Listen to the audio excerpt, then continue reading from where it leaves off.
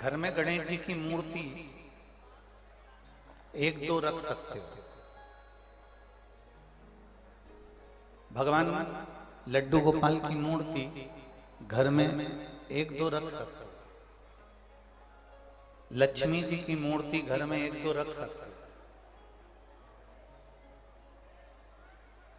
किसी भी देवता की मूर्ति आप घर में एक दो रख सकते हो, पर शंकर भगवान के शिवलिंग का ऐसी कोई पुराण नहीं है जिस पुराण में ये लिखा कि शंकर जी का शिवलिंग एक रखना या दो रखना या तीन रखना। घर में अगर दो शिवलिंग भी है तो भी चलेगा, तीन शिवलिंग है तो भी चलेगा, चार शिवलिंग है तो भी चलेगा, पांच शिवलिंग है तो भी चलेगा, छह शिवलिंग है तो भी चलेगा, सात शिवलिंग है तो भी चलेगा, नौ शिवलिंग है तो भी चलेगा, 10 शिवलिंग है तो भी चलेगा, 11 शिवलिंग है तो भी चलेगा, और 12 शिवलिंग है तो समझ लेना 12 ज्योतिर्लिंग ही तुम्हारे घर में विराज। कोई क्वांटिटी यहां नहीं लिखी गई। शिव महापुराण में यह क्वांटिटी नहीं लिखी कि आप शंकर का शिवलिंग घर में केवल एक ही रख सकते। कोई तुमसे कह दे कि घर में शंकर का शिवलिंग नहीं होना चाहिए, कोई तुमसे कह दे कि शंकर जी का चढ़ा हुआ जल नहीं पीना चाहिए, कोई तुमसे कह दे शंकर जी पे चढ़ी हुई बेलपत्र नहीं खाना चाहिए, कोई तुमसे कह दे शंकर जी पे चढ़ा हुआ प्रसाद नहीं खाना चाहिए, तो समझ लेना कि वो आपको केवल पागल बना रहा है,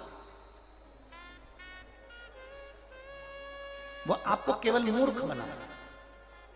विद्वान से विद्वान व्यक्ति भी अपनी गादी पर बैठकर बोल दे कि शंकर जी पे चढ़ा हुआ जल मत पियो, शंकर जी पे चढ़ा हुआ बेलपत्र मत खाओ, या शंकर का शिवलिंग अपने घरों में मत रखो। अगर कोई विद्वान से विद्वान भी कर दे तो समझ लेना कि वो मूर्ख बना रहा है, वो पागल बना रहा है।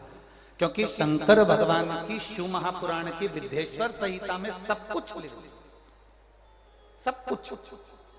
और आपको सीहोर वाले महाराज पर विश्वास नहीं करना है। आप तो गीता प्रेस गोरखपुर आपके पास में है। कुशीनगर से गोरखपुर 35-40 किलोमीटर दूर होगा, और 35-40 किलोमीटर दूर अगर गोरखपुर है तो गोरखपुर अगर 35-40 किलोमीटर है तो वहां पर जाकर गीता प्रेस गोरखपुर में गीता प्रेस गोरखपुर की में जाइए, और गीता प्रेस में जाकर आप वहां से शिव पुराण खरीद के लाओ और उसको पढ़ो, उसका अध्ययन करो, और उसमें निकालो कि सीहोर वाला महाराज जो जो चीज बोलता है वो पुराण के अंतर्गत है कि नहीं। हमें जल पीना चाहिए, नहीं पीना चाहिए, हमें बेलपत्र खाना चाहिए, नहीं खाना चाहिए, हमें प्रसाद लेना चाहिए, नहीं लेना चाहिए। अगर कोई तुमसे कह दे कि शंकर भगवान का एक शिवलिंग घर में है, दूसरा मत रखो, इसको ले जाके कहीं रख दो, तो भी हमारे शास्त्रों में यह वर्णन नहीं करा। एक हो, दो हो, तीन हो, तुम्हारे घर में जो शिवलिंग है, तुम्हारे घर में दादी के हाथ का है पुराना शिवलिंग रखा हुआ है, तुम्हारे घर में 2 शिवलिंग रखे हैं, तुम्हारे घर में 3 शिवलिंग रखे हैं, ये आपके ऊपर निर्भर, आप कितने रख रहे हैं और कितना पूज रहे हैं, ये आपके ऊपर निर्भर। और तेरी कृपा बिना न हिले एक भी अणु, लेते हैं श्वास तेरी कृपा से तनु तनु। हे गंगधार मुक्ति द्वार ओंकार तू, भोले ओंकार तू, आयो शरण तिहारी शंभु तार तार तू। बखान क्या करूं मैं रातों के ढेर का, चपटी भभूत में खजाना कुबेर का। हे गंगधार मुक्ति द्वार ओंकार तू, भोले ओंकार तू, आयो शरण तिहारी शंभु तार तू। कोई तुमसे कहे कि घर में शिवलिंग नहीं रखना, समझ लेना वो मूर्ख बना रहा है। घर में शिवलिंग होना चाहिए।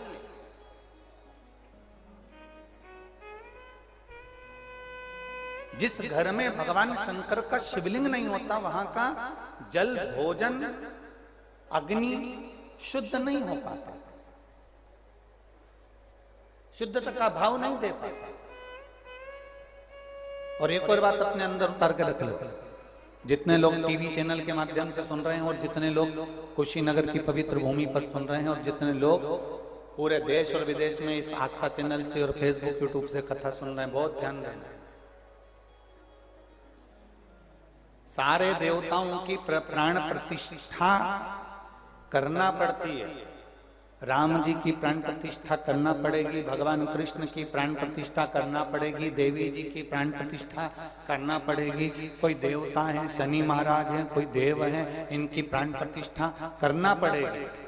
पर केवल एक देव अधिदेव महादेव नर्मदेश्वर महादेव कैसे होते हैं जिनके प्राण प्रतिष्ठा की भी जरूरत नहीं पड़ती, स्वयं भू प्रतिष्ठा।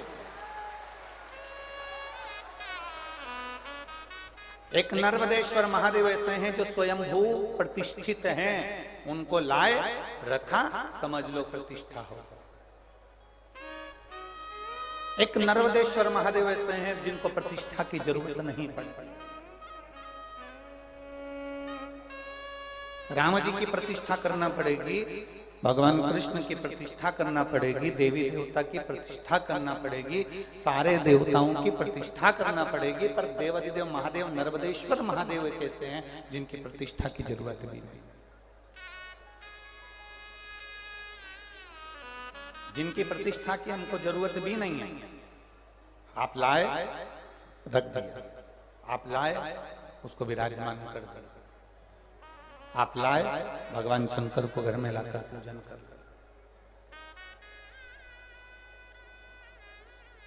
करो पूजन। आप लोगों में से सीहोर कौन कौन गया है? कुबरेश्वर धाम हाथ उठाओ जरा, बहुत सारे गए हो, रखो रखो। अब आप में से कंकर शंकर कौन कौन लेके आया?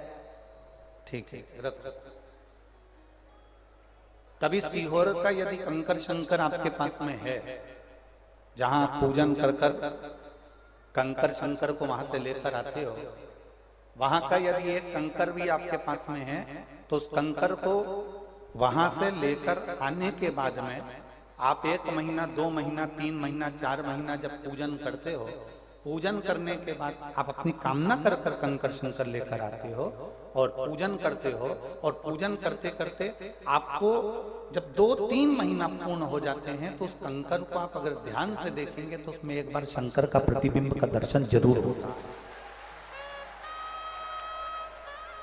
कुबरेश्वर धाम का कंकर कंकर शंकर है, उसके एक एक कंकर में शंकर का दीदार होता ही है। आप उसकी पूजन करते हैं, स्नान कराते हैं। कई लोग कहते हैं हमारा कंकर बीच में से टूट गया, कोई के 2 टुकड़े हो गए, कोई के 4 टुकड़े हो गए, कोई के 6 टुकड़े हो गए। उसमें टेंशन वाला विषय नहीं है। यहां तक हमने शिव महापुराण की कथा में पहले कहा है कि मंदिर का शिवलिंग के भी टुकड़े हो जाते हैं तो ये मत समझना कि वो शिवलिंग खंडित है, वो अखंड है। शिवलिंग कभी खंडित नहीं होता, शिवलिंग शिवलिंग है।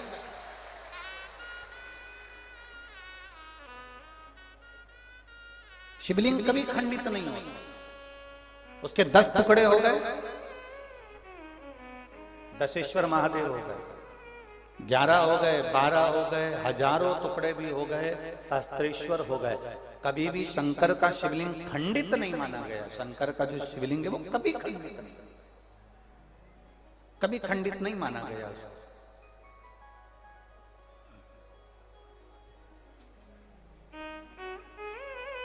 शंकर भगवान के शिवलिंग को कभी खंडित नहीं माना गया। आपके घर में जो शिवलिंग विराजमान है उसकी आप पूजन कर।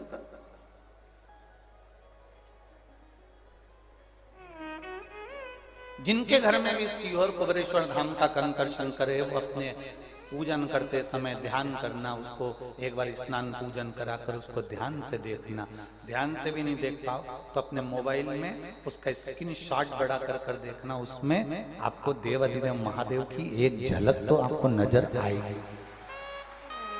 12 ज्योतिर्लिंग में से एक ज्योतिर्लिंग का दर्शन तो आपके उस कंकर शंकर में होगा, निश्चित है, निश्चित। और आज आपसे एक बात बहुत अच्छे से इस कुशीनगर की पवित्र भूमि पर श्री श्रीमती पूनम जी पांडे जी और श्री ओम प्रकाश जी पांडे जी जो इस कथा को करवा रहे हैं और आप सब इसको प्रेमवश श्रवण कर रहे हैं।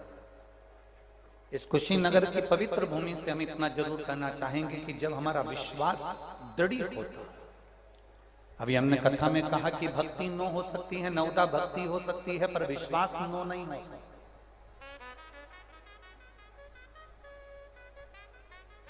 भक्ति ढेर हो सकती है, परिभाषाएं बहुत हो सकती हैं, पर विश्वास ढेर नहीं हो सकता। प्रेम किससे होता है? स्नेह किससे होता है? हमारी आसक्ति किससे जुड़ती है?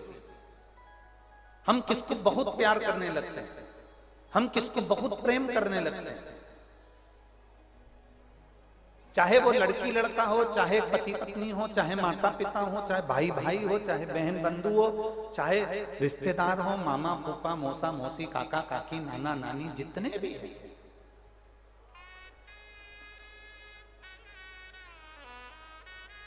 हमारा प्रेम किसके प्रति होता है? हमारा प्यार किसके प्रति होता है? हमारा स्नेह किसके प्रति होता है? जो हमारी परवाह करता है। पत्नी पति की परवाह करती है तो पति का प्रेम पत्नी के प्रति बढ़ता जाता है, बढ़ता जाता है। मां परवाह करती है तो बच्चों का प्रेम मां के प्रति बोलो जम के बढ़ता जाता है। भाई प्रेम करता है तो भाई का प्रेम भाई के प्रति बढ़ता जाता है। बहन प्रेम करती है, परवाह करती है, परवाह मतलब उसके लिए सोचती है। पत्नी अगर पति के लिए सोच रही है, पत्नी अगर पति की परवाह कर रही है तो उसका प्रेम बढ़ेगा। पति पत्नी के लिए परवाह कर रहा है, उसके प्रति समर्पण भाव रख रहा है तो उसमें प्रेम बढ़ेगा। भाई भाई की परवाह कर रहा है तो उसका प्रेम बढ़ेगा। बहन भाई की परवाह कर रही है तो उसका प्रेम बढ़ेगा। आपके लिए जो सोचता है, आपकी परवाह जो करता है, आपके लिए विचार जो करता है, आपके लिए बहुत ऊंचे विचार रखता है, आपके लिए बहुत उच्च सोचता है, जो आपके लिए परवाह करता है, उसके प्रति आपका प्रेम बढ़ता है। पत्नी परवाह करेगी तो पति का प्रेम बढ़ेगा, पति परवाह करेगा तो पत्नी का प्रेम बढ़ेगा। भाई भाई के प्रति परवाह करेगा कि इसके लिए सोचना है मुझे, इसके लिए बहुत कुछ करना है मुझे, तो प्रेम बढ़ेगा। देवरानी जेठानी की परवाह करेगी तो उन दोनों का प्रेम बढ़ेगा। उसी तरह जैसे पत्नी पति के लिए परवाह करती है, सोचती है तो पति का प्रेम बढ़ता है। भाई भाई के लिए सोचता है, परवाह करता है तो उसका प्रेम बढ़ता है। सास बहू की परवाह करे, बहू सास की परवाह करे तो उनका प्रेम बढ़ता है। मेरी सास ने चाय पी कि नहीं पी, उसने भोजन करा कि नहीं करा, मेरी सास बैठी होगी, लो मैं चोटी कर आती हूँ, कोई बात नहीं, बुजुर्ग हो गई, उनके हाथ से नहीं बनता, मैं चली जाती हूँ। तुम जितनी परवाह करोगे उससे प्रेम बढ़ेगा। आप जितना जितना उसके लिए सोचोगे उससे प्रेम बढ़ेगा। उसी तरह परवाह करने से प्रेम बढ़ता है। आज लोग कहते हैं कि सारी दुनिया शंकर भगवान को एक लोटा जल चढ़ा रही है, शिव जी के मंदिर जा रही है, लोग शंकर जी का गुणगान कर रहे हैं। पहले तो इतनी पुराने होती थी, लोग कभी नहीं गए, पर अब लोग शंकर जी के मंदिर जाने लगे। उसका क्या कारण है? उसका एक कारण है, आप शंकर जी की परवाह करने लगे तो शंकर जी आपसे प्रेम करने लगे और आपको लुटाने लगे। आप शिव मंदिर में सफाई करने लगे, आप शंकर जी के मंदिर में झाड़ू लगाने लगे, आप शिव जी के मंदिर में बुआरी काटने लगे।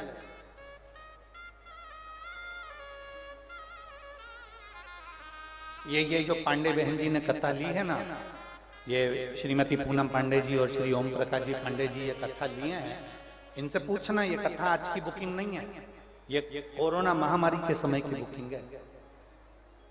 कोरोना के पहले की बुकिंग ये कथा की थी, कोरोना महामारी के समय पर इस कथा की बुकिंग हुई थी। कथा की और मैं आपको लग रहा होगा कि देवाधिदेव महादेव की कथा श्रीमती पूनम जी पांडे जी ने करा ली, ओम प्रकाश जी पांडे जी ने करा ली। इनसे पूछना, इनके मोहल्ले वालों से पूछना, इनके रिश्तेदारों से पूछना, वो बता देंगे आपको। ये महिला, ये माता एक ऐसी माता है जो हर 3 महीने में कुबेरेश्वर धाम पर जाकर झाड़ू और बुआरी लगाकर आता है। प्रत्येक 3 महीने में ये कुबेरेश्वर धाम पहुंच जाती है। प्रत्येक 3 महीने में 3 महीने के अंदर अंदर ये कुबेरेश्वर धाम जाती है। हमसे तो इनका मिलना बस इस कथा में पहली बार हुआ है। दीदी आपसे हमारा और तुम्हारा कभी मिलना नहीं हुआ। हम जब स्टेशन आए, एयरपोर्ट पहुंचे प्रयागराज से, और गोरखपुर एयरपोर्ट पर आपसे पहली बार मिलना हुआ। हम आपको नहीं पहचानते, पर हमें मालूम पड़ा कि आप लगातार हर 3 महीने में कुबेरेश्वर धाम जाते हो, वहां सेवा करते हो, बुआरी लगा लेते हो, कोई कचरा पड़ा होता है उसको उठाकर कहीं कोने में पटक कर आते हो। आपने बाबा के धाम की इतनी सेवा करी, उस कंकर शंकर की भूमि की, इसलिए तो देव अधिदेव महादेव कृपा करने के लिए यहाँ पर। ये शिव की उदारता। मैं इस बहन के लिए कहूंगा, कथा चालू होने वाली थी और इस बहन ने कई लोगों से कहा कि देखो बहुत भीड़ आती है, बहुत, इतना भंडारे का खर्चा उठाना हमारे बस की बात नहीं, बहुत भीड़ आती है, बहुत भीड़ आती है, इतना इतना खर्चा उठाना हमारे बस की बात नहीं है, लाखों जनता आती है।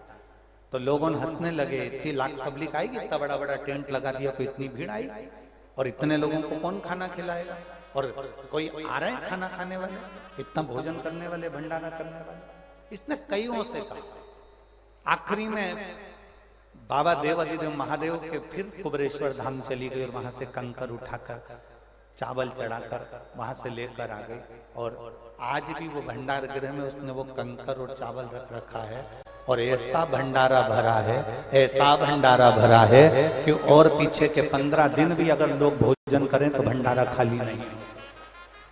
उसका नाम कुबेर भंडारी है।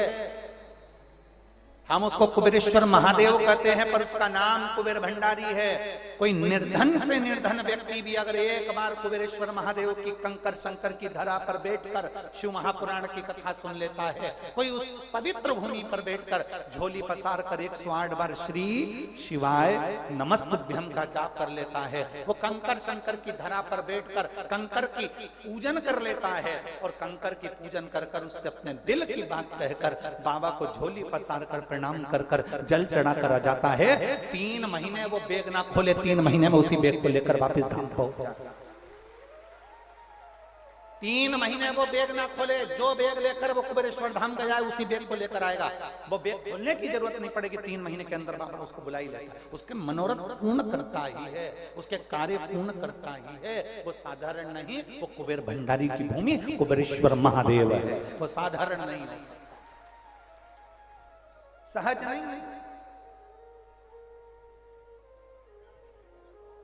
वो कुबेरेश्वर बाबा के लोग पूछते हैं, गुरुजी ये 12 ज्योतिर्लिंग के मध्य में है। हमने कहा आप पूरा जो मां खड़े होइए, जिस कुबेरेश्वर धाम पर आप खड़े होंगे वहां से आंकड़ा लगाइए, पूरे 12 ज्योतिर्लिंग के मध्य में विराज है। वहां शिवलिंग की स्थापना, तो वहां का कंकर शंकर है। वो भूमि कुछ ऐसी है जहां तक कंकर ही शंकर है, और जिस जिस शंकर को आप पूजन में जल चढ़ा के आते हो वहां वो कंकर के रूप में विराजमान। उसकी कोई आकृति नहीं है, उसका कोई शिवलिंग की आकृति नहीं है, वो कंकर की आकृति।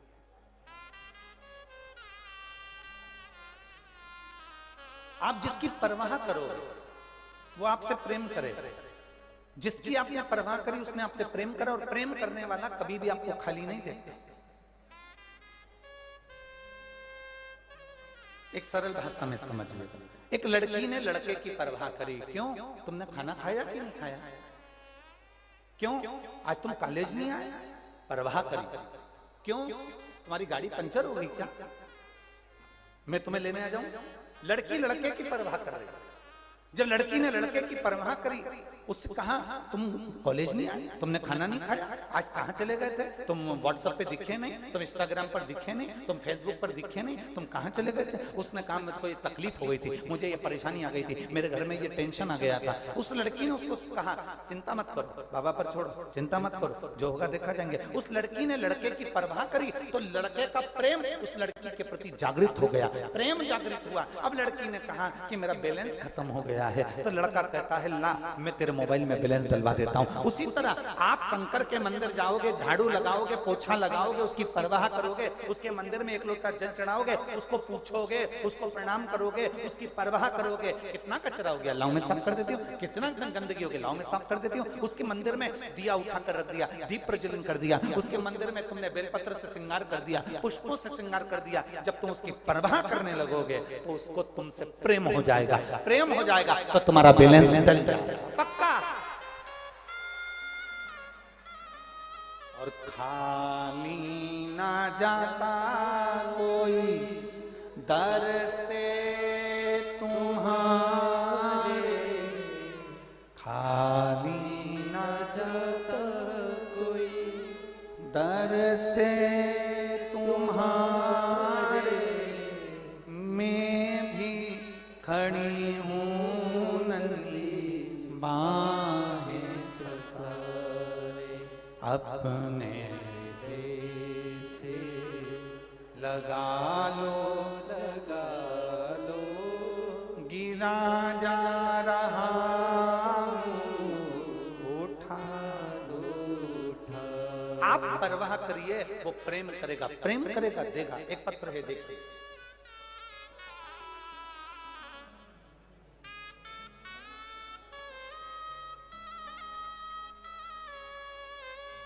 TN उपाध्याय पिपराइच गोरखपुर से।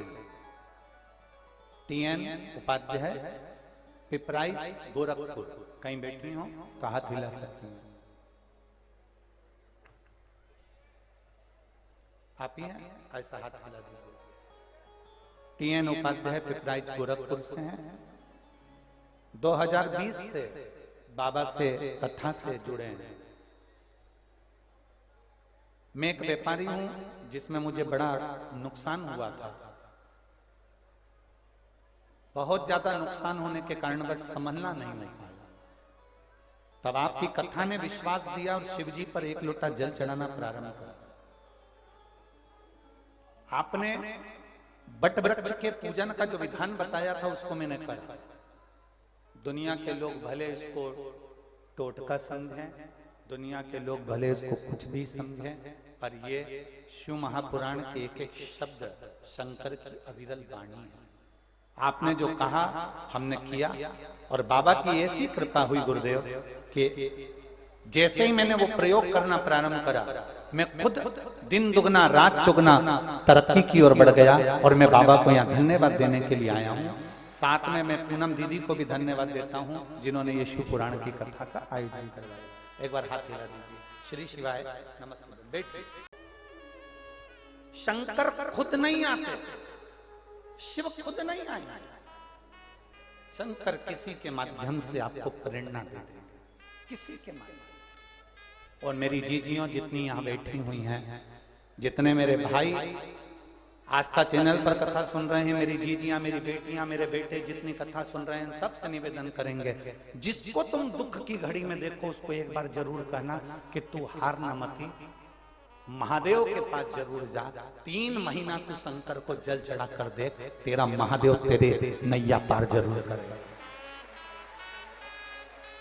अपना बेटा एग्जाम में बैठ रहा है, बार बार पास नहीं हो पा रहा, बार बार तकलीफ में है, तो उसको कहो तो हिम्मत मत हारना, तू मेहनत कर, तू अपना कर्म कर, अपनी पढ़ाई कर, अपनी लगन लगा कर बैठ और महादेव पर विश्वास कर। एक लोटा जल चढ़ाना प्रारंभ कर, शंकर का गुणगान करना प्रारंभ कर।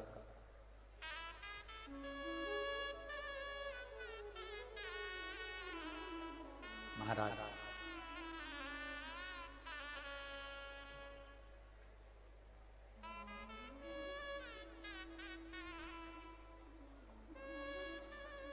जो कोई नहीं देता डमरू वाला देता है, जो कोई नहीं देता डमरू वाला देता है, मेरे हर कदम पर वो ही मेरा साथ देता है, मेरे हर कदम पर वो ही मेरा साथ देता है। शिव तत्व है, शंभु हो, दयालु है।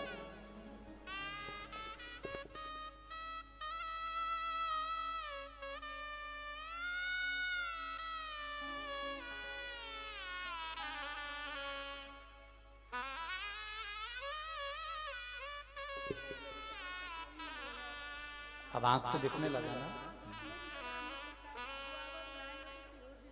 बाबा का पास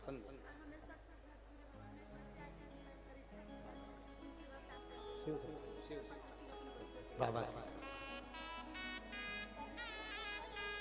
शिव कृपा शंभु ओ दयाल। वो दीदी कह रही है उन दोनों बच्चों का कोई नहीं, आंखें नहीं थी, पर बाबा ने 3 महीने के अंदर नेत्र दे दिए। ये सबसे बड़ी कृपा। वो अपनी नानी के घर रहता, अपने नाना नानी। शिव तत्व है। मानो तो मैं गंगा मां हूं और ना मानो तो बहता पानी हूं। आप मानोगे तो शिव पुराण वो अमर कथा है, शिव पुराण वो अमृत है जिसको पी गए तो समझ लो कि एक आनंद की जिंदगी, एक अलमस्त की जिंदगी, एक सुंदर सत्यम और शिवम की जिंदगी जी। शिव तत्व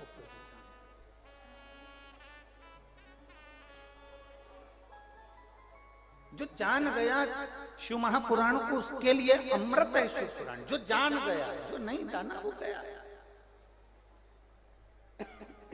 जो नहीं जाना वो गया। कितने लोग हैं कुशीनगर में? कुशीनगर में क्या लोगों की कमी है, भक्तों की कमी है? ढेर पड़े। मेरे बाबा के दरवाजे पर, मेरे बाबा की कथा में, मेरे शंभू की कथा में, ओगड़दानी की कथा में वही पहुंच पाता है जिसको मेरा बाबा खींच कर उसकी झोली भरने वाला होता है। तो समझ लो बुला लिया। शिव महापुराण की कथा में अगर आप पहुंचे हो तो समझ लेना कि आप भी उस गिनती में हो।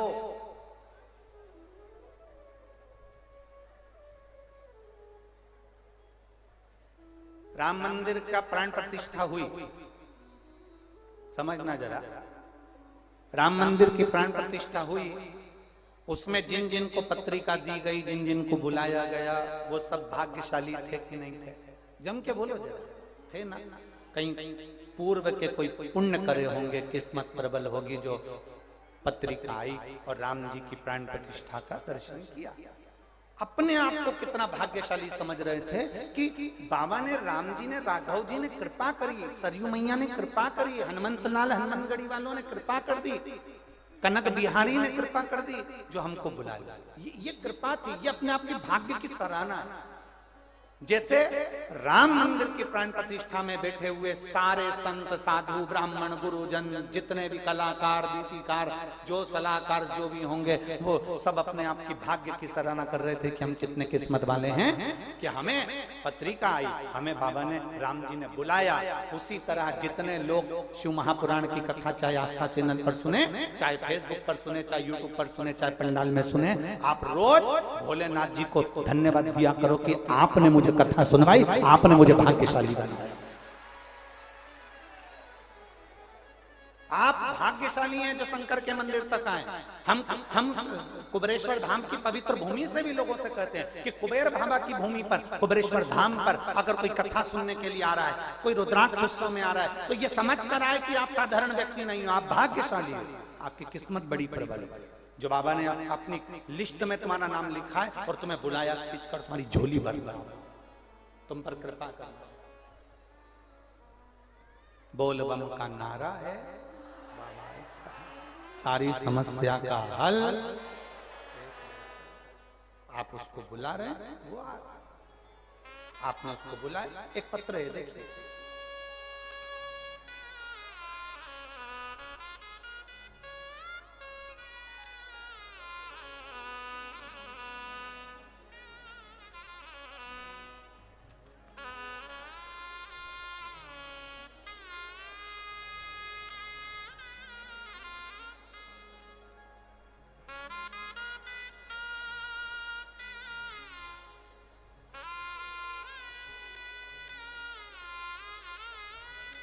बाबा मैं देवरिया जिले की रहने वाली हूँ।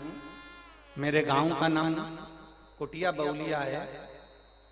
इस समय मैं गोरखपुर में रहती हूँ।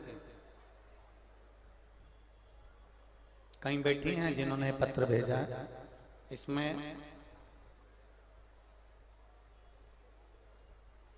उनका नाम नहीं है, बस ये लिखा है मैं बाबा मैं देवरिया जिले की रहने वाली हूँ। मेरे गांव का नाम कुटिया बउलिया है। इस समय मैं गोरखपुर में रहती हूँ। कहीं बैठी हूँ तो हाथ हिला सकते हैं। जिन्होंने पत्र भेजा श्री शिवाय नमस्तुभ्यम लिखा है, शाहपुर गोरखपुर पता लिखा है। कहीं बैठी हूँ तो हाथ हिला सकते हैं। जहां कहीं बैठी हूँ हाथ हिला सकते हैं। मैं क्या गुणगान गाऊं गुरुदेव, मुझे सांस लेने में दिक्कत होती थी। कहीं बैठी हैं क्या? कहीं बैठी हो तो हाथ हिला सकती हैं। मुझे सांस लेने में दिक्कत होती थी। मैंने अल्ट्रासाउंड कराने पर मालूम पड़ा कि बाएं तरफ मेरे को 5 पथरी दिखाई दी।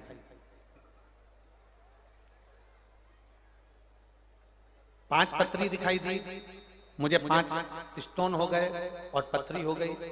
बहन के द्वारा बताए जाने पर मैंने शिवालय में जल चढ़ाना प्रारंभ करा। शंकर जी को 1 लोटा जल चढ़ाती, आचमन करती, बेलपत्र खाती। पर बाबा मेरे दुख कम नहीं हुए, मेरा एक दुख और बढ़ गया। मैंने बाबा के मंदिर जाना तो चालू करा, जल चढ़ाना प्रारंभ करा, बेलपत्र खाना चालू करी, पर मेरा एक दुख और बढ़ा था। जब मेरा दूसरी बार अल्ट्रासाउंड हुआ, उस अल्ट्रासाउंड में मालूम पड़ा कि मेरे यूट्रेस में एक गांठ हो गई है। यूट्रेस में गांठ हो गई है। डॉक्टर ने कहा इसका ऑपरेशन करना जरूरी है और इसका ऑपरेशन करना पड़ा। हम बड़े दुखी हुए। पहले से तो 5 पथरी थी और ऊपर से यूट्रेस में गठान हो गई। अब करें तो करें क्या? तब मेरे पड़ोस में एक आंटी रहती हैं, उन्होंने मुझे कहा कि तू चिंता मत कर, मेरे पास सीहोर का रुद्राक्ष रखा है, इस रुद्राक्ष को ले, तांबे के कलश में गला, इसका पानी शिव जी को चढ़ा, कुंदकेश्वर महादेव के नाम से इसका पानी पीना प्रारंभ करा। मैंने वो पानी पीना प्रारंभ करा। शिव जी के मंदिर में झाड़ू लगाना प्रारंभ करा, पोछा लगाना प्रारंभ करा और पानी शिव जी पे चढ़ा हुआ पीना चालू करा। बेलपत्र खाना प्रारंभ करी। बाबा मुझे क्या मालूम था कि बाबा अगर कुछ करता है तो कुछ अच्छा करने के लिए करता है। मैं तो समझती थी कि मुझे और बीमारी आ गई, पर मेरे बाबा ने मैं ऐसी कृपा कर दी गुरुदेव। मैंने जब रुद्राक्ष का जल पिया, बेलपत्र खाई, पानी पिया और बाबा की ऐसी कृपा हुई, दूसरी बार मेरा जब अल्ट्रासाउंड हुआ तो उसमें ना मेरी 5 पथरी थी और ना मेरी यूट्रेस में गठान थी। बाबा ने मेरे को पूर्ण तरह से स्वस्थ कर दिया। मैं बाबा को प्रणाम करने के लिए आया। अगर कहीं बैठी हो तो हाथ हिला सकती हैं। शाहपुर गोरखपुर, इनमें नाम नहीं है। बाबा मैं देवरिया जिले की रहने वाली हूँ। मेरा गांव का नाम कुटिया बउलिया है। इस समय मैं गोरखपुर में रहते थे। शिव तत्व है, शंभु ओघड़ी है। आप उस पर भरोसा करते हैं, आप उस पर विश्वास करते हैं, आप उस पर दृढ़ता रखते हैं। भक्ति नो हो सकती है, मार्ग अनेक हो सकते हैं, पर विश्वास अनेक नहीं हो सकते। विश्वास 9 नहीं हो सकते, विश्वास 10 नहीं हो सकते, विश्वास 50 नहीं हो सकते। विश्वास एक ही है, एक। इसलिए तुलसीदास जी ने रामचरितमानस में पार्वती जी को श्रद्धा कहा और शंकर जी को विश्वास कहा। शंकर विश्वास रूपिण।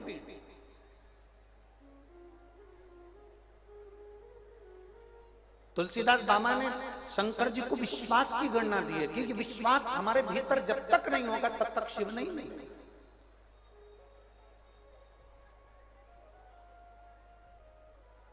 और लुटा दिया भंडार काशी वाले ने, कर दिया माला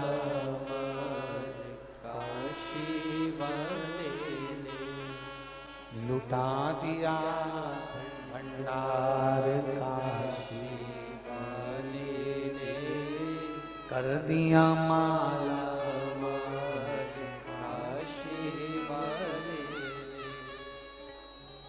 ये उसकी कृपा है। ये उसकी उदार भाव,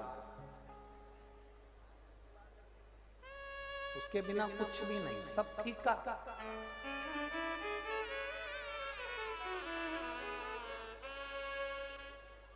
एक बार पार्वती जी ने भगवान शंकर को महाकाल वन उज्जैन में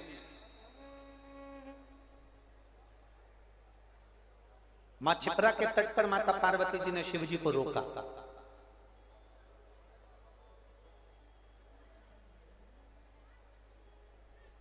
कभी कभी धर्म पत्नी भी पति को रोकती है, रुको सावधान, रुको सावधान। इसको टोकना नहीं कहते, उसमें कुछ पति का हित सोच रहे हो, कुछ हित। एक बार हम तिरुपति दर्शन के लिए गए, तिरुमाला, और वहां पर एक धर्म की लाइन लगती है और एक उसके टोकन की लाइन लगती है तिरुपति। परंतु आखिरी में भले तुम धर्म की लाइन में लगे हो, चाहे पैसे की लाइन में लगे हो, चाहे टिकट की लाइन में लगे हो, कूपन की लाइन में लगे हो, आखिरी में kभगवान नारायण के सामने जब जाते हो तो सारी, पैसे वाला हो चाहे साधारण व्यक्ति हो, नारायण के सामने सब एक हो जाए। नारायण के सामने कोई पैसे वाला नहीं और नारायण के सामने कोई गरीबड़ा नहीं है, नारायण के सामने सब एक।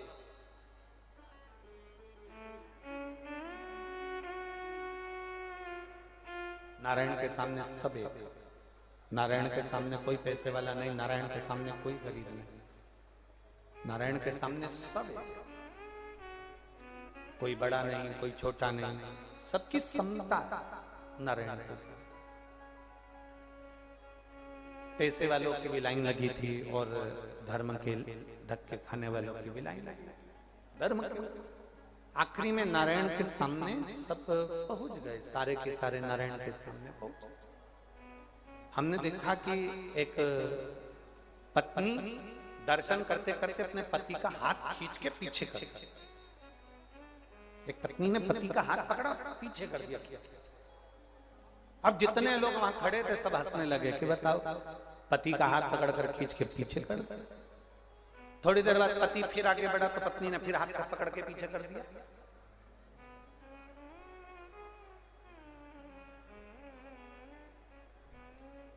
फिर पति आगे बढ़ा तो पत्नी ने फिर हाथ पकड़कर पीछे कर दिया। हम लाइन में लगे हुए थे, दर्शन कर रहे थे, तो हमने देखा सब हंस रहे थे उस पत्नी पर, उस पति पर कि पति का हाथ पकड़कर पीछे कर दिया, हाथ पकड़कर पीछे कर दिया। तब जितने लोग लाइन में लगे थे वो बाहर निकल गए और वो पत्नी और वो पति दोनों हाथ पकड़कर पत्नी पति को पीछे करती रही और पति पीछे खसकता रहा, पत्नी फिर हाथ पकड़कर पीछे करती रही, पति फिर खसकता रहा। सब हंस रहे थे, जो हंस रहे थे वो धक्के खाकर बाहर निकल गए। जो पत्नी पति का हाथ पकड़कर पीछे कर रही थी वो दोनों कम से कम 7 से 8 मिनट तक नारायण का दर्शन करते रहे।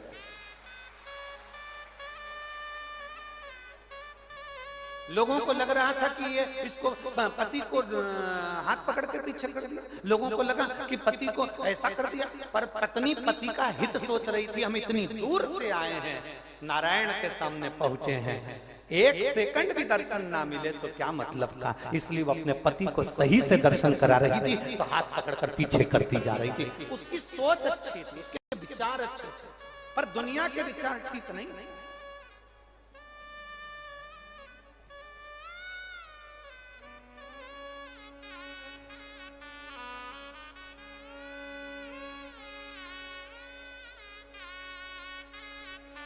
बहुत बहुत विचार लोगों के थे।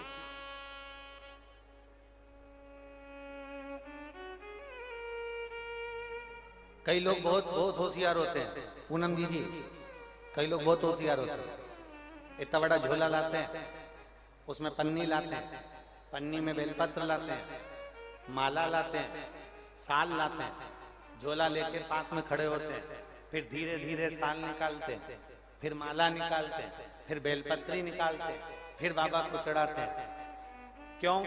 उतनी देर कैमरे में भी तो आते हैं।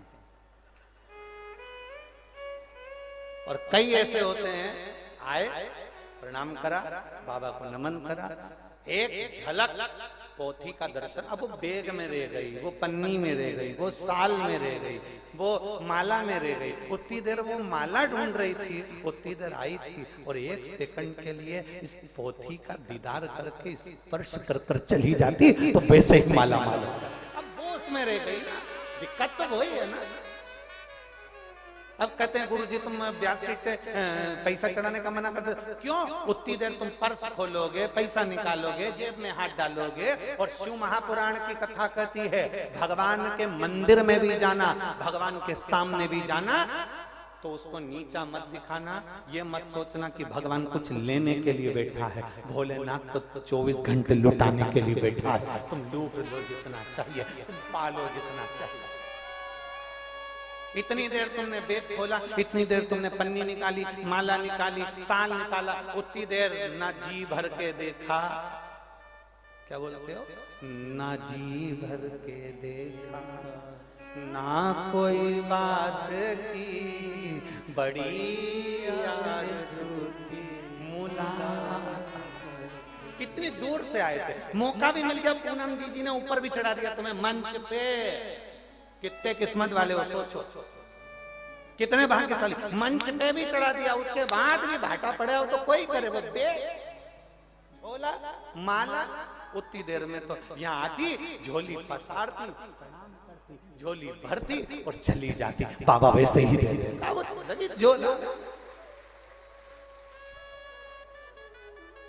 यहाँ तो एक झलक पाना है, एक झलक के लिए। अरे पूनम दीदी तुम्हारे यहाँ की कथा में लोग लिख के भेजे हैं, पत्र नीचे रखा है, अब हम ढूंढेंगे तो बहुत टाइम लग जाए। कल का पत्र, आपने किसी भी कथा में जितने पत्र पढ़े सबको आपने बेलपत्र दी, और बाकी की पीछे की जितनी कथा हुई इसमें पत्र पढ़े पर सबको बेलपत्र नहीं दी, सबको वहीं बिठा देते थे पत्र पढ़कर। तो कुशीनगर में तुमने ऐसा क्यों कहा? हमारा तुम्हारा झगड़ा। अब ये अरे कितनी पवित्र भूमि है जहां गौतम बुद्ध भी अपनी ज्योति को ज्योति में मिला रहे होते हैं। वो भूमि साधारण है,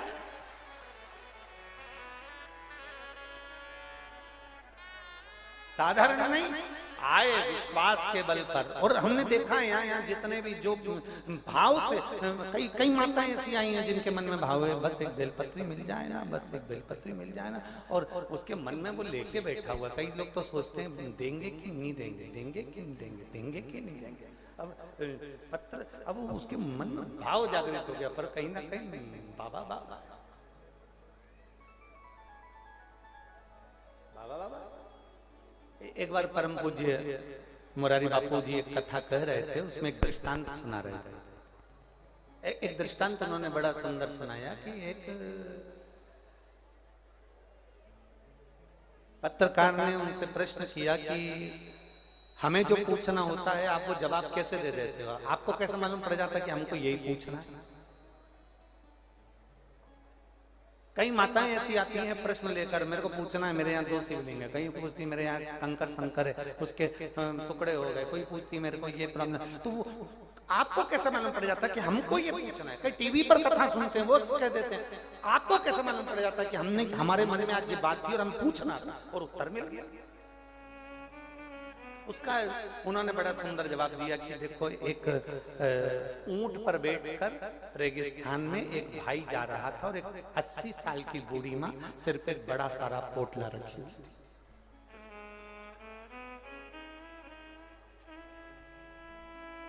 परम पूज्य मुरारी बापू का बड़ा सुंदर ये दृष्टांत उन्होंने कहा। 80 साल की बूढ़ी माँ सिर पे पोटला रखी है, ऊंट पर एक भाई जा रहा था। इसको बूढ़ी है, 80 साल की, पोटला भी भारी है, गर्मी भी बहुत तेज पड़ रही थी। उसने ऊंट वाले से कहा, भैया भैया रुको, भैया रुको, भैया भैया रुको। ऊंट वाले ने पूछा क्या है? मेरा पोटला और मुझे ऊंट पर बिठा लो, गर्मी लग रही है, मुझे 3 मील की दूरी पर जाना, थक गई, और अगर मुझे नहीं ले जा सकते तो मेरे पोटले को ले। मेरा ये पोटला ले जाओ, इसको ले जाओ, वहां पर मेरा गांव है, गांव में हनुमान जी का मंदिर है, हनुमान जी के मंदिर में मेरा ये पोटला रख देना, मैं आऊंगी ले लूंगी, मैं पैदल ले जाऊंगी, तुम इस पोटले को ले जाओ भैया ले जाओ। इतने में ऊंट वाले ने कहा हमारा ऊंट कोई किराए का है, ये हम घूमने के लिए लिया है, हम नहीं ले जाएंगे। ऊंट वाले ने धक्का मारा, चल दी। ऊंट वाला थोड़े से आगे पहुंचा, एक मील पर उसके मन में आया, बुढ़िया 80 साल की इतनी धूप में पोटला लेकर जा रही है, मतलब पोटले में जरूर कुछ ना कुछ कीमती सामान, और मेरी भी बुद्धि मारी गई। बुढ़िया कह रही थी मेरे को मत ले जा, तो पोटले को ले जा, हनुमान जी के मंदिर में रख देना, मेरे को पोटला ले लेना था और उसको अपने गांव ले जाता। बुढ़िया पड़ी रही। उसने सोचा अभी क्या बिगड़ा, वापस चलो। उसने 1 मील से अपना ऊंट वापस लिया, बुढ़िया के पास आ गया। बुढ़िया से कहा माँ, ओ माँ तो कितनी बूढ़ी है, थक जाएगी, ला तेरा पोटला मैं ऊंट पर रखकर ले जाता हूँ। इतने में बुढ़िया ने कहा अब मुझे पोटला नहीं देना, मुझे पोटला नहीं देना। क्यों नहीं देना? नहीं देना। अरे तो मैं ले जा, नहीं देना ना, तेरे को पोटला नहीं देना, तो क्यों नहीं देना? उसने कहा क्यों नहीं देना? तो बुढ़िया ने कहा तू आधे रास्ते पहुंच गया था, तुझे किसी ने कहा कि वापिस जा, लेकर आ, पोटला घर ले जाना। जिसने तुझे कहा था उसी ने मुझे पहले ही आकर बता दिया था, देना मत, चोटा है, छोटा है, देना मत इसको। दिल बोल जाता है, दिल बोल। कभी कभी आप प्रश्न कर कर बैठते हो और कथा के मध्य में आपने जो सोचा था दिन भर से 2 दिन से सोच रही थी, वो प्रश्न का उत्तर मिल जाता है। कभी समझ लेना, उस शंभू का निवास अगर तुम्हारे दिल में है तो शंभू का निवास कथा करने वाले की वाणी और दिल में भी है, वो आपके दिल की बात समझ जाए। वक्ता और श्रोता का भाव क्या है? वक्ता और श्रोता का आनंद क्या है? वक्ता और श्रोता का मतलब क्या है? वक्ता और श्रोता का मतलब है, वक्ता कथा वो ही करता है जो श्रोता सुनना चाहता है। श्रोता के दिल में जो उमंग उत्पन्न होती है, श्रोता के दिल में जो उत्साह उमंग उत्पन्न होती है, श्रोता के दिल में जो बात उत्पन्न होती है, श्रोता के दिल में जो प्रश्न उत्तर होता है, उत्पन्न होता है, वही वक्ता उस व्यासपीठ से कहना चाहता है। शंकर भगवान का हाथ पकड़कर पार्वती जी ने रोक दिया, प्रभु रुको, मां छिपरा का तट, महाकाल वन, शिव जी को रोका।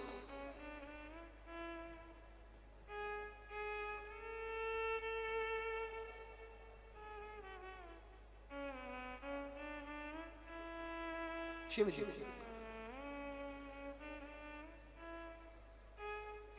महाराज, शिव जी ने पूछा पार्वती तू मेरा हाथ पकड़कर यहां क्यों रोक रही है? कारण क्या?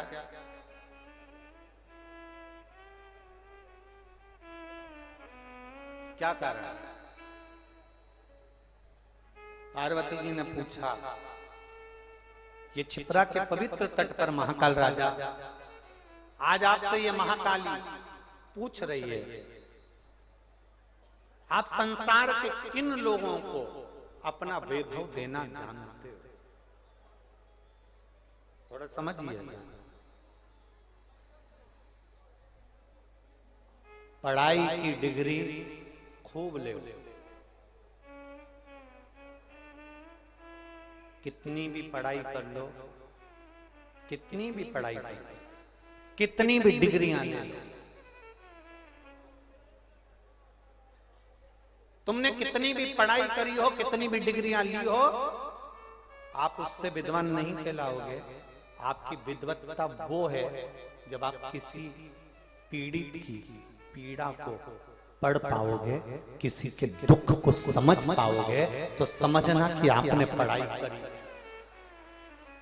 आप पढ़कर बहुत ऊंचे ओहदे पर बैठकर किसी के दुख को नहीं जान पा रहे, किसी की पीड़ा को नहीं पढ़ पा रहे, किसी की तकलीफ को नहीं जान पा रहे, किसी के कष्ट को नहीं जान पा रहे, तो तुम्हारा पढ़ना बेकार है। डॉक्टर बन गए, इंजीनियर बन गए, कमिश्नर बन गए, ये बन गए, वो बन गए, कुर्सी पर बैठ गए, पद पर बैठ गए, मंत्री संतरी कलंतरी सब बनकर बैठ सकते हो, सब कुछ हो सकता है। पर आप अगर अच्छे से अच्छी पढ़ाई भी करी और आपने पढ़ तो लिए हो, पर किसी की पीड़ा पढ़ना नहीं जानी, किसी का दुख पढ़ना नहीं जाना, किसी का चेहरा पढ़ना नहीं जाना, किसी के दुख में खड़े होना नहीं जाना, तो तुम्हारा फिर इंजीनियर बनना चाहे तुम्हारा मिनिस्टर बनना सब व्यर्थ है। पीड़ा पढ़ना जान गए तो समझ लो तुमने पढ़ाई कर ली। मेरे भोलेनाथ, मेरे शंभु, मेरे त्रिकालदर्शी, कैलाशी, अविनाशी पीड़ा पड़ते हैं। जल चढ़ाने वाले के हाथ का कंपन बता देता है कि इसको दुख क्या है। शंकर जी को जो हाथ जल चढ़ाने के लिए जाता है, लोटा भर के जो जल तुम हाथ से चढ़ाते हो, वो हाथ शंकर के मंदिर में, शिव जी के मंदिर में हम क्यों कहते हैं तुमसे कि लोटा भर के जल चढ़ाओ? क्यों कहते हैं? क्योंकि जब डॉक्टर देखता है तो सबसे पहले हाथ पकड़ता है, वेद देखता है तो सबसे पहले हाथ पकड़ता है। अगर होम्योपैथिक डॉक्टर के पास भी जाओगे तो सबसे पहले हाथ पकड़ता है। अगर निडिल भी चढ़ाएगा, बोतल भी चढ़ाएगा तो हाथ से चढ़ाएगा। अगर खून भी निकालेगा तो हाथ से निकालेगा। ये हाथ की गरिमा ज्यादा है, इसलिए इस हाथ से पहचाना जाता है कि तुझे बुखार कितना है, हाथ से पहचाना जाता है कि तेरी लीला कितनी है, हाथ से पहचाना जाता है कि तेरी शुगर कितनी है, हाथ से पहचाना जाता है कि तेरा बीपी कितना है, हाथ से पहचाना जाता है कि तेरा ब्लड प्रेशर कितना है। उसी तरह महादेव भी तू हाथ से जल चढ़ाता है, हाथ देखकर पहचान जाता है कि तुझे दुख कितना है। महादेव भी तेरा हाथ देखकर पहचान जाता है कि तुझे तकलीफ कितनी है। तू जो जल भर कर लाया है, अपने घर से पानी भर कर लाया है, और मेरे मंदिर में आकर तू जो जल चढ़ा रहा है, तू नहीं भी कहेगा ना, तेरा जल, तेरा लोटा और तेरा पानी और तेरे दिल का भाव बता देगा कि तेरा दुख क्या है। वो समझता है तेरे दुख, वो जानता है तेरे दुख, वो पहचानता है तेरे दुख को, वो तेरे दुख को जान जाता है। पढ़ाई करी आपने, बहुत करी, आपके पास में डिग्री होगी, बहुत होगी, मना नहीं, पर आप पीड़ा नहीं जानते। अगर पीड़ा जान गए ना तो समझ लो आपकी पढ़ाई सही है। आप अपनी पत्नी के दिल की पीड़ा जान गए, आप अपने पति के दिल की पीड़ा जान गए, आप अपने बच्चों की पीड़ा जान गए, आप अपने माता पिता की पीड़ा जान गए, समझ लो आप अपने रिश्तेदारों की पीड़ा जान गए, तो समझ लो आपने पढ़ाई करी है। वरना पत्नी घर में रो रही और तुम दुनिया को ज्ञान उपदेश देते फिर रहे, क्या मतलब? क्या एक पत्नी पति का सिर दबा रही थी। पत्नी, एक पत्नी, एक बीवी पति का, शोहर का सिर दबा रही थी। उसने बड़े प्रेम से सिर पे पल्लू लेके पूछा, क्यों जी, शादी के पहले तुम्हारा सिर कौन दबाता था? पत्नी ऐसे आड़े टेढ़े प्रश्न बहुत जल्दी करती है, बहुत जल्दी। पत्नी पति का सिर दबा रही थी और उसने पूछा, क्यों जी, शादी के पहले तुम्हारा सिर कौन दबाता था? कौन दबाता था? पति ने जवाब दिया, शादी के पहले दर्द ही नहीं होता था। दर्द तो तू आई जब सच्चा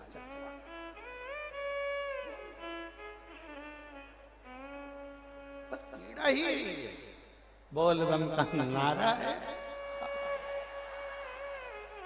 दर्द होए तो दबाऊं ना, जब से जगदम्बा आई, चंद्र घंटा रोज घंटा बजा रहा, तब से सर तू ही दबा।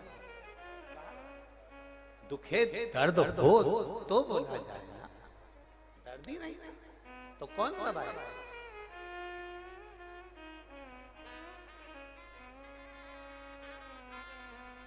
अरे देख लिया संसार हमने, देख लिया सब मतलब के यार हमने देख लिया। झूठा है संसार हमने देख लिया। झूठे नाते झूठे रिश्ते, झूठे नाते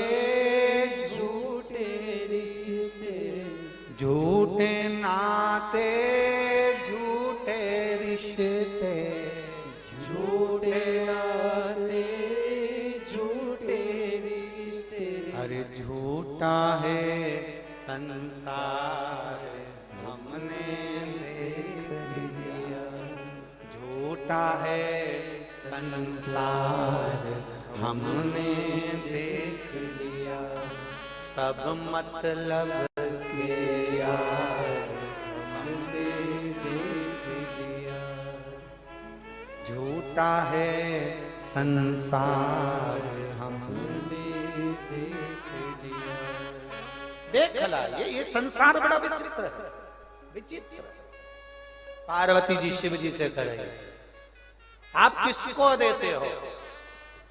आप किसको वैभव देते हो? आप किसको सत्ता देते हो? आप किसको धन देते हो? आप किसको प्रदान करते हो? माँ छिपरा के तट पर महाकाल राजा महाकाली से, माँ अम्बे भवानी दुर्गा महारानी से, माँ देवी पार्वती से कहते हैं, पार्वती मैं उसी को देता हूँ जो दोनों हाथों से देना जानता है, मैं उसको लुटा देता हूँ। जो देना जानता है मैं उसको देता हूँ। कल हमने कथा में कहा था, आप एक बिस्कुट का पूड़ा देते हो, आप एक पानी का पाउच देते हो, आप एक टॉफी देते हो, किसी को बांटने के लिए 2 पूड़ी बना कर लाए, 2 सब्जी बना कर लाए, ठेहुआ बना कर लाए, चाहे आप कुछ भी बना कर लाए, आपने किसी को दिया, आप बैठे रहो, बैठे बैठे ही आपके पास में 1 घंटा 2 घंटा 3 घंटा 4 घंटा के अंदर जो तुमने दिया है उससे दुगना तुम्हारे पास जरूर आएगा। ये निश्चित है, निश्चित। जो देना जानता है मेरा महादेव उसे देना जानता है।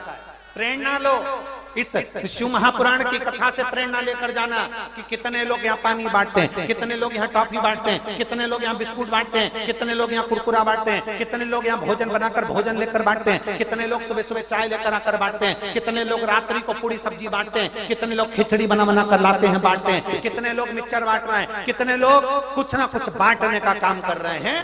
ये उनसे प्रेरणा लो और बाबा के इस धाम में, इस पंडाल में बैठकर बोल कर जाओ, बाबा मुझे भी इस लायक बनाना कि एक कथा में जाकर मैं भी भंडार लुटाऊं, ये मुझे देना इतना कि मैं भी जाकर लुटा सकूं। ये तू दे सकता है, दुनिया में कोई नहीं दे सकता जो मेरा काल अधिपति दे सकता है। देवता देते हैं पल्ला झाड़ कर और महादेव देता है छप्पर फाड़ कर। वो देता है, वो देना जानता है, हम उससे मांगे, हम उससे लें, हम उसको पहचाने। जब पहचान जाएंगे तो उसको अपना बना।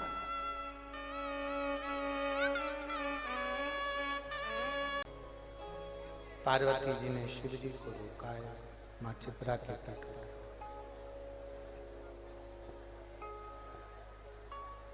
अब किसको देते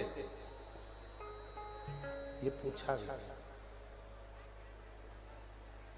आप किसको प्रदान करते हो ये पूछा गया। शिव जी कहते हैं जो देना जानता है, देवादिदेव महादेव कहते हैं मैं उसको देना जानता हूं। जो देना नहीं जानता, देवादिदेव महादेव कहते हैं मैं उसको देना नहीं।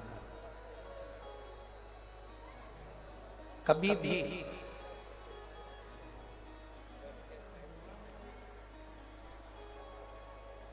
आप शंकर जी के मंदिर में जब भी दर्शन करने के लिए, भगवान शिव के मंदिर में, भगवान देवादिदेव महादेव के मंदिर में आप जब भी शिव जी के मंदिर में जाएं, भगवान शंकर के मंदिर में जब भी आप पहुंचे, ये विचार कर कर जाना कि जो बाबा देगा वो कम नहीं देगा। आपने सोचा कुछ है, आपने सोचा कि मुझको ये 5 लाख रुपए की जरूरत है, मुझे 2 लाख रुपए की जरूरत है, बाबा मुझे 2 लाख, मुझे 5 लाख दे दे। नहीं, आप ये मानकर जाइए कि बाबा जो देगा वो कम ना दे। जो बाबा देगा उसमें कोई कमी नहीं रहेगी।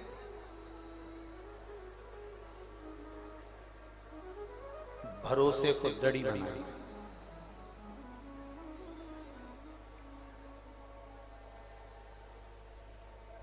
बहुत सुंदर बात कही किसी ने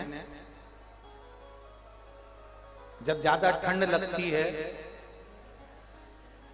तो हम गर्म कपड़े को ओढ़ लेते हैं, कम्बल को ओढ़ लेते हैं, रजाई को ओढ़ लेते हैं, शॉल ओढ़ लेते हैं, कोई चादर ओढ़ लेते हैं, कोई रजाई, कोई तकिया, कोई अधिक अधिक चीजें जो ओढ़ने की होती है उससे जरकीन वगैरह सब।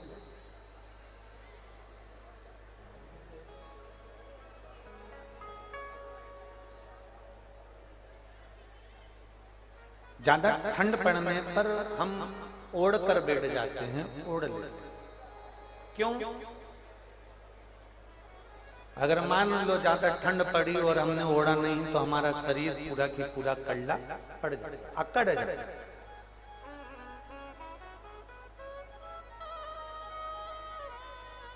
हमारा शरीर ये पूरा अकड़ जाए, हमारा शरीर पूरा कड़क हो जाए। ठंड पड़े तो कम्बल ओढ़ना जरूरी है, बहुत जरूरी है। अगर कम्बल नहीं ओढ़ोगे, रजाई नहीं ओढ़ोगे, शाल नहीं ओढ़ोगे, स्वेटर नहीं ओढ़ोगे, आप अगर जरकिन नहीं ओढ़ोगे तो शरीर अकड़ जाता है। दो समय पर शरीर अकड़ता है, दो समय पर। एक ठंड पड़ती है तब भी शरीर अकड़ जाता है, और एक ठंड के समय पर और एक घमंड के समय पर शरीर अकड़ता ही है। ये दो समय पर शरीर अकड़ता है। एक ठंड के समय पर अकड़ेगा, गला पकड़ा है, एक ठंड के समय पर अकड़ेगा और एक घमंड के समय पर। ठंड के समय पर भी शरीर अकड़ता। ओढ़ लो, शाल ओढ़ो, रजाई ओढ़ो, कम्बल ओढ़ो, चादर ओढ़ो, कुछ भी ओढ़ो, पर ओढ़ो जिससे ये शरीर अकड़े। और जब भीतर तुम्हें लगने लगे कि अब मेरे पास में बहुत पूंजी आ गई, मेरे पास बहुत धन आ गया, लोग मेरी सुनने लगे, मेरी बात मानने लगे, तो ये घमंड जब तुम्हारे अंदर आ जाता है तो वो भी अकड़ सामने निकल जाता है। अकड़। ठंड से बचने का इलाज है कम्बल रजाई ओढ़ लो, और घमंड से बचने का इलाज है कि भगवान शंकर की भक्ति को ओढ़ लो, तो घमंड तुम्हारे भीतर रहेगा। बोल बम का नारा है अपने भीतर के अहंकार को, अपने भीतर के अभिमान को बाहर कर।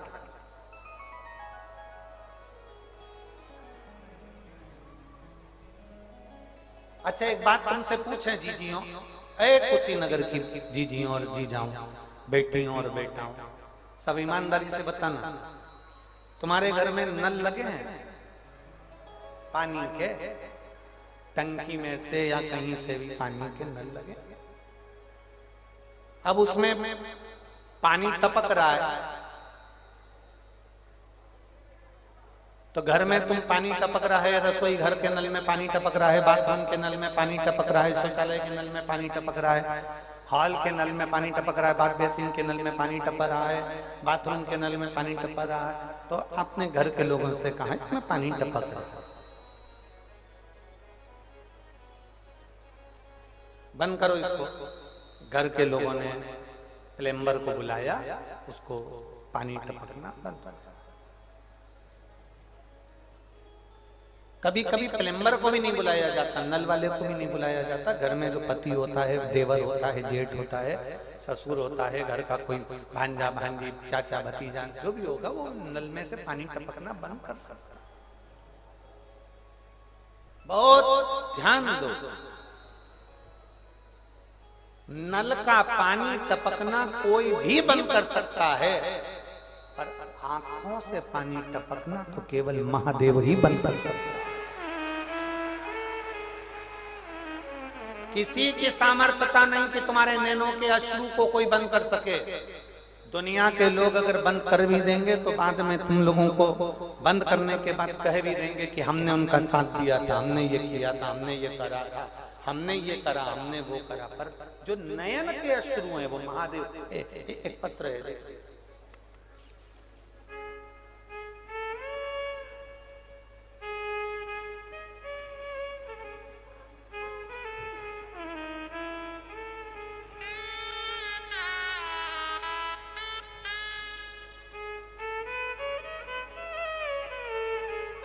पूनम सैनी पत्नी श्री सुनील सैनी, पड़रोना कुशीनगर की निवासी।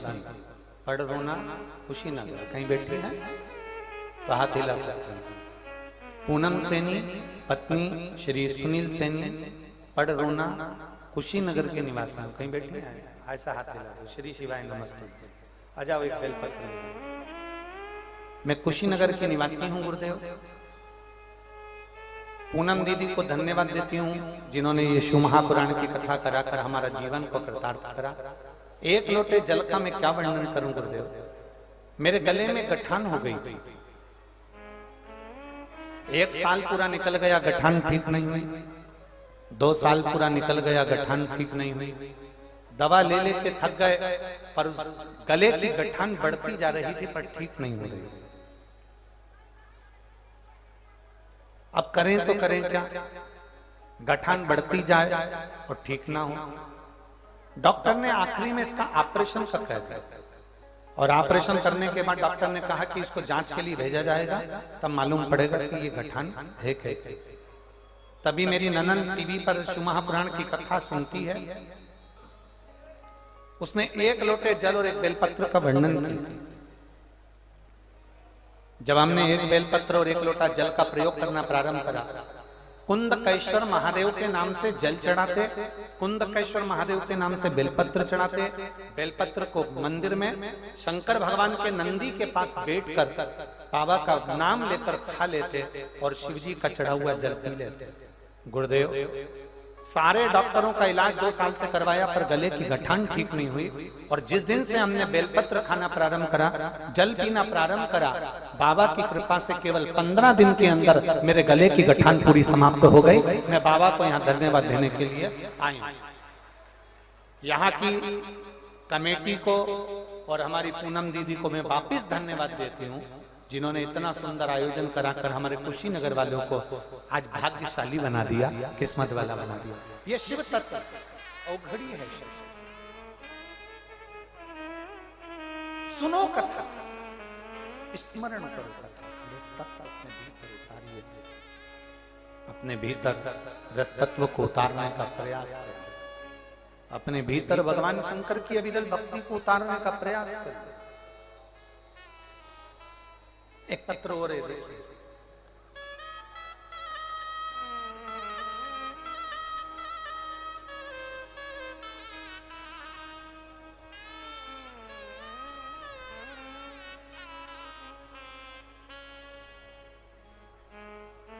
मैं मस्कनवा गोंडा यूपी का रहने वाला हूं।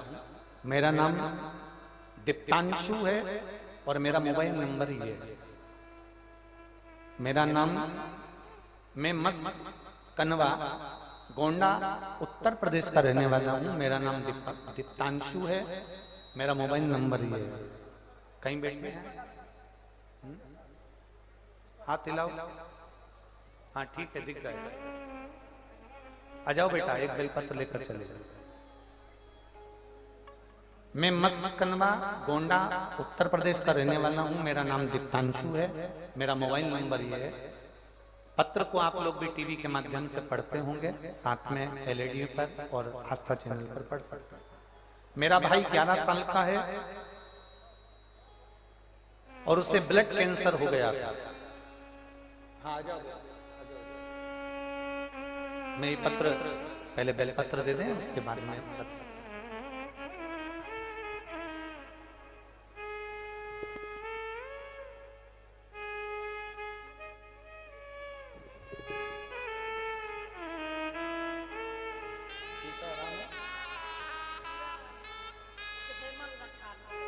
अच्छा ठीक है ना आपको, बस ठीक है।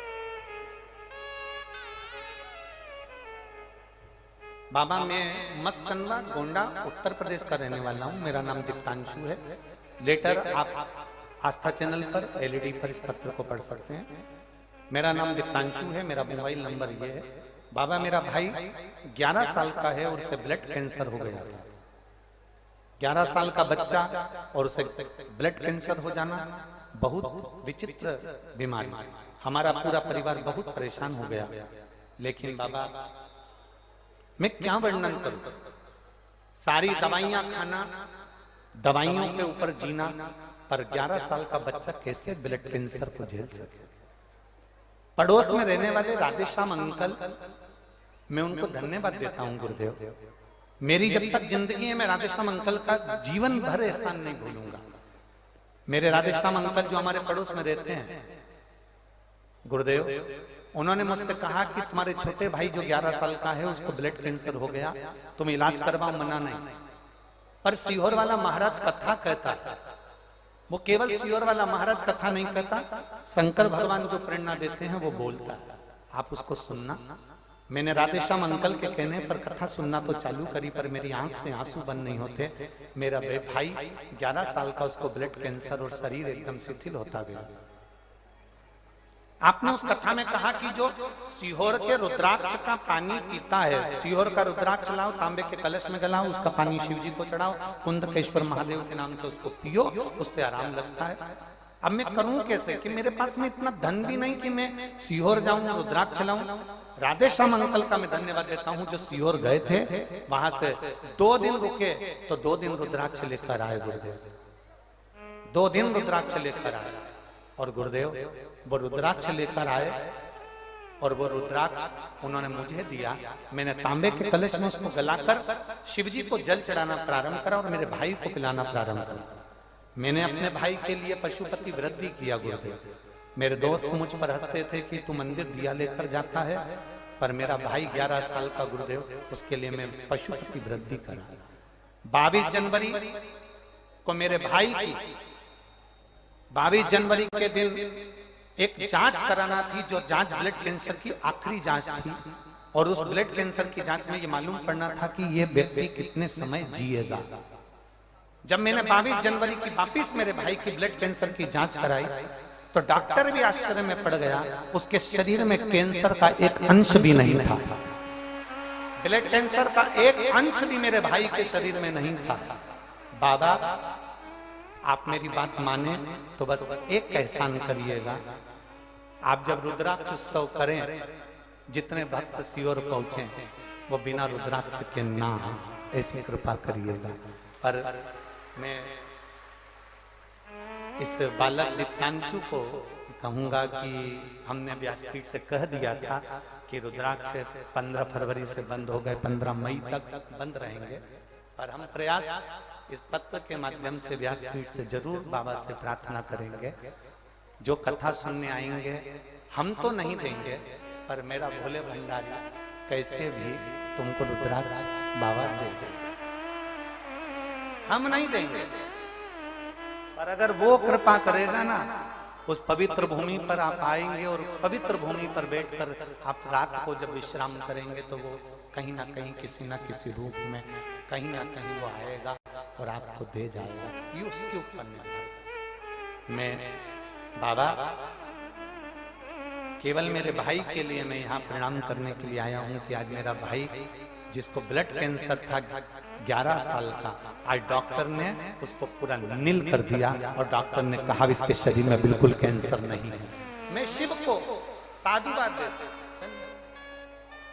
और खाली ना जाता कोई दर से तुम्हारे, खाली न जाता कोई दर से तुम्हारे, मैं भी खड़ा हूँ नंदी माहे फसारे, मैं भी खड़ा हूँ नंदी माहे फसारे, अपने हृदय से लगा लो लगा लो कि राजा उठा लो उठा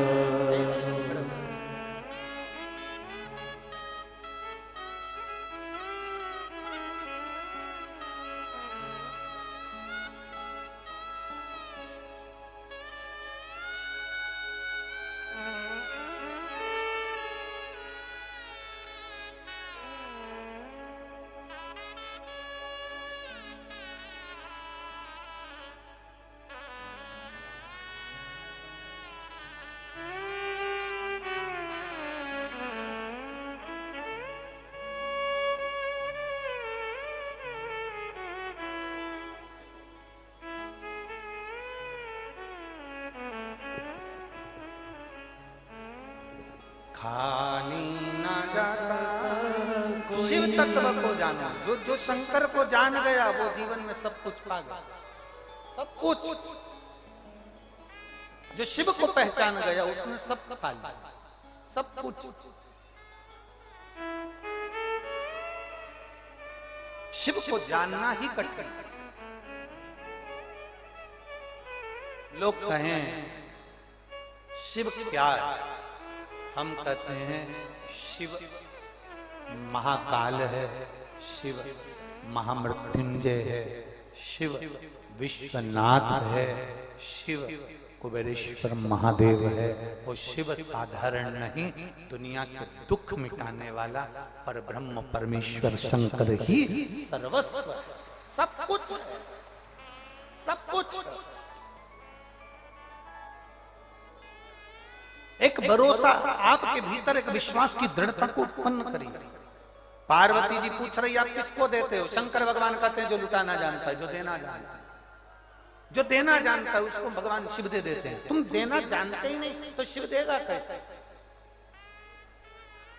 जोड़ जोड़ के तिजोरी में भर लिया, जोड़ जोड़ के अलमारी में भर लिया, जोड़ जोड़ के रख लिया, बाद में मालूम पड़े सब छोड़ दिया। फोटो टंग गया, प्लास्टिक के फूल की माला डल गई, पंखा चलता था, माला हिलती थी, 16 श्राद्ध में फोटो को नीचे उतार दिया, खीर पूड़ी का भोग लगा के तुम्हारे फोटो पे चिपका दिया। इतनी सी जिंदगी है मानव की, अच्छा कर्म कर कर चले जाओगे तो जीवन की सार्थकता सिद्ध होगी।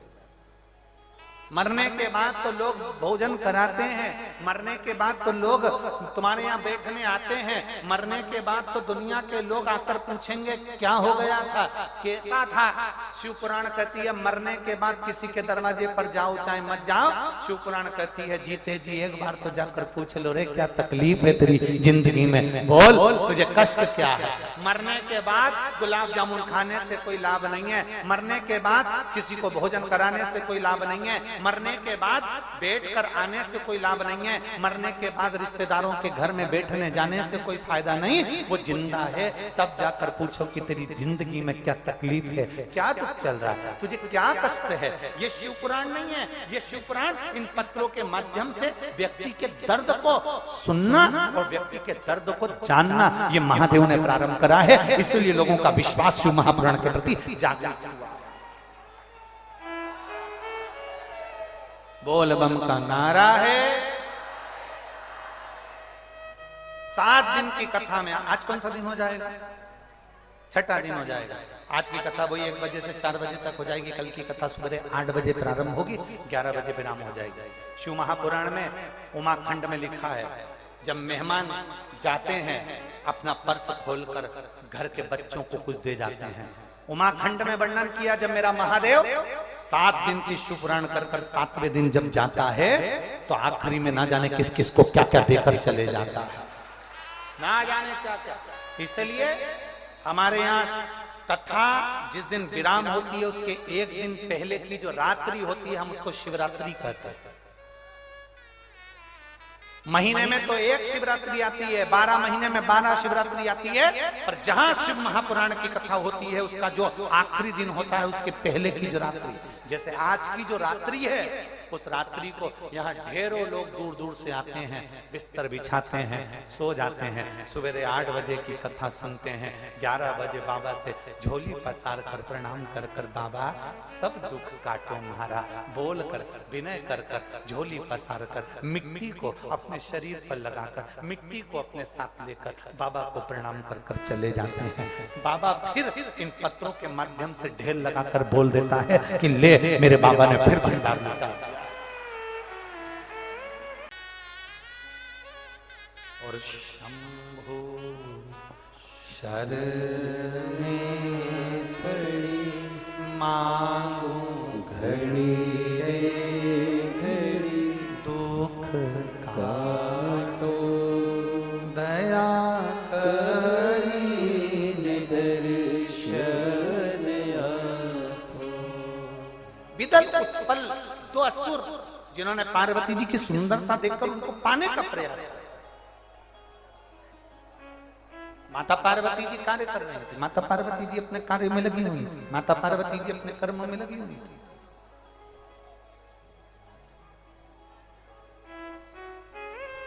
विदल ने, उत्पल ने आवाज लगाई,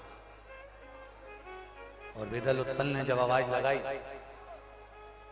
विदल उत्पल ने जब आवाज लगाई, हे पार्वती, शिव की अर्धांगिनी, हम तुझे अपना बनाना चाहते हैं। माता को क्रोध आ गया, और तेरे भक्त जनन पर माता पीड़ पड़ी है भारी, दानव दल पर टूट पड़ो मां करके सिंह सवारी। मां को क्रोध आ गया, माता को क्रोध, मां जगतजननी को क्रोध आ गया।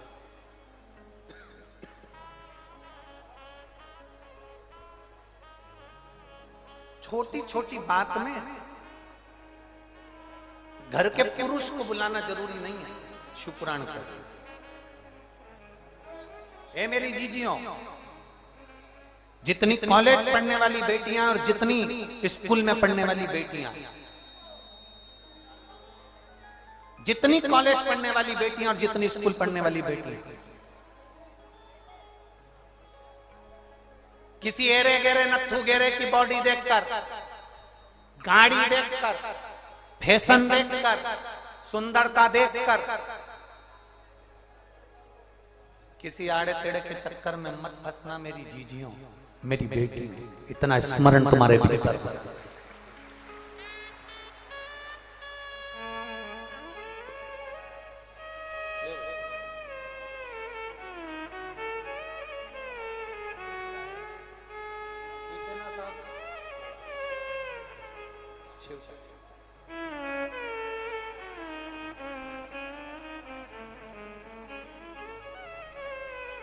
किसी एड़े गेड़े को देखकर, नत्थु खेरे को देखकर, आड़े टेढ़े को देखकर, जिनके पास में पेट्रोल का पैसा भी नहीं है, गाड़ी सुधरने आई और उसी गाड़ी को घुमाने के लिए ले गए और तुम्हें चाउमीन खिलाने ले गए। 10 रुपए की चाउमीन में तुम अपनी जिंदगी बर्बाद कर दो। मालूम पड़ा फिर अटैची में बंद कर कर, टुकड़े टुकड़े कर कर हरिद्वार में कहीं कहीं अटैची में या फ्रिज में मिल रहे हो। क्या मतलब? मेरा बेटियों से निवेदन है, जरा सी बात के लिए घर के पुरुष नहीं, घर के पिता नहीं, घर का भाई नहीं, घर का पति नहीं, जरा सी बात है, कोई तुम्हारी ऊपर निगाह उठा कर देख ले तो तुम में आदि तो पार्वती है और तुम में आदि शक्ति शंकर की है, साधारण नहीं।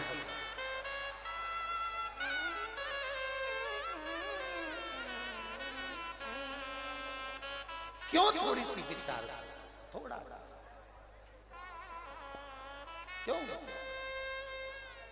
क्यों हमें टेंशन लेना? हम हम पति से कहेंगे उसने हमको ऐसा कह दिया, उसने हमें घूर कर देखा, उसने मेरा हाथ को छुआ, उसने ऐसा करा। क्यों? तुम में बल है, तुम में शक्ति है, तुम देवी का एक रूप हो और शंकर तुम में समाया है। किसी की सामर्थ्यता नहीं, कि तुम पर कोई उंगली उठा ले और तुम्हें उठाकर नेत्र देख ले, तुम में वो बल है कि माँ दुर्गा, भवानी, कालरात्रि, चामुंडा, कात्यायनी, भवानी भी जब क्रोध में आती है तो भगवान शंकर को भी नीचे सोना पड़ता है और लात रखा जाता है। किसकी सामर्थ्यता, किसकी सामर्थ्य? आज सनातन धर्म को नीचे नहीं झुका पा रहे हैं, इसलिए विधर्मियों ने लव जिहाद को प्राथमिकता दे दी है। सनातन धर्म नीचे ना जा पा रहा है ना, सनातन धर्म नीचे नहीं पहुंच पा रहा। सनातन धर्म को कैसे दबाया जाए, सनातनियों को कैसे दबाया जाए, ये हिंदू धर्म को कैसे दबाया जाए, सनातन धर्म को कैसे दबाया जाए, सनातनी नीचे नहीं दब रहा, इसलिए लव जिहाद पर जोर दिया जा रहा है। सनातनियों की बेटियों को अपना बनाया जाए, सनातनियों की बेटी से विवाह करा जाए और फिर उनसे विवाह कर अगर वो कार्य ना करे और फिर उनको त्राण दिया जाए, दुख दिया जाए, तकलीफें दी जाए, कष्ट दिया जाए। और हम क्यों इतने प्रेम के जाल में फंस गए? मेरा निवेदन है मेरी बेटियों से, मेरा निवेदन मेरी बेटियों से, बेटा एक कुल तारता है और बेटी दो कुल तारती है। जो माँ बाप अपनी बेटी का कन्यादान नहीं कर पाते, वो माँ बाप 94 तरह के नरकों में भोगते हैं, भुगतते हैं। इसलिए मेरा बेटियों से निवेदन है, तुम्हारे माँ बाप को तुम्हारा भाई नरक से पार नहीं करेगा, तुम्हारे माँ बाप को तुम कन्यादान का मौका देकर नरक से पार करोगे। कितनी बेटियां बैठी हैं, जरा हाथ उठाओ तो जरा, यहाँ जो बेटियां बैठी हैं खड़ी हो जाओ अपनी जगह पर। जितनी बेटियां बैठी हैं जो कुंवारी हैं, जिनकी शादी नहीं हुई, वो खड़ी हो जाओ। हाँ हो जाओ खड़ी, शर्म नहीं करना अपने को, अपन बाबा के धाम में बैठे, मेरे बाप की जगह है, मेरे पिता की इस गलियारे में, मेरे बाबुल की भूमि पर बैठे, खड़ी हो जाओ। छोटी से छोटी और बड़ी से बड़ी बेटियां खड़ी हो जाओ और संकल्प ले आज कि हम अपने कन्यादान का मौका हमारे पिता को जरूर देंगे और उनको नरक से भी पार उतार देंगे। हम वो बेटियां, ये लव जिहाद के चक्कर में, जरा सी बॉडी शॉडी के चक्कर में, जरा सी गाड़ी के चक्कर में, 10 रुपए के पेट्रोल के चक्कर में, 50 रुपए के चाउमीन के चक्कर में हम अपनी जिंदगी खराब नहीं करेंगे। हम शंकर की बेटी, हम भोलेनाथ की बेटी, हम विश्वनाथ की बेटियां हैं। हम मुंह तोड़ जवाब देना जानती हैं क्योंकि हम दुर्गा का एक स्वरूप है। बैठो बेटियां, धन्यवाद आपको, बहुत बहुत साधुवाद। बैठो बैठो बैठो। हम अपने जीवन को बर्बाद नहीं होने देंगे, हम अपने जीवन को नष्ट नहीं होने देंगे। अरे वो साधारण का नहीं है। माता पार्वती जी की ओर जो निगाह उठाकर देखी विदल और उत्पल ने, माता पार्वती को क्रोध आ गया। क्रोध आया माता पार्वती को, माता पार्वती ने गणेश जी का हाथ का कुंदुक पड़ा था, उस कुंदुक को उठाकर विदल उत्पल को मार दिया। जो विदल उत्पल को मारा, विदल उत्पल का शीश कट गया और कुंदुक शंकर जी के चरणों में जाकर गिर गया। जैसे शिव जी के चरणों में कुंदुक गिरा, शंकर जी के सामने कुंदुक पड़ते से शंकर जी के सम्मुख में जैसे कुंदुक आया, कुंदुक आते से शिव जी का नाम कुंदकेश्वर पड़ गया। कुंदकेश्वर, बोल कुंदकेश्वर भगवान की। शिव जी का नाम कुंदकेश्वर पड़ गया।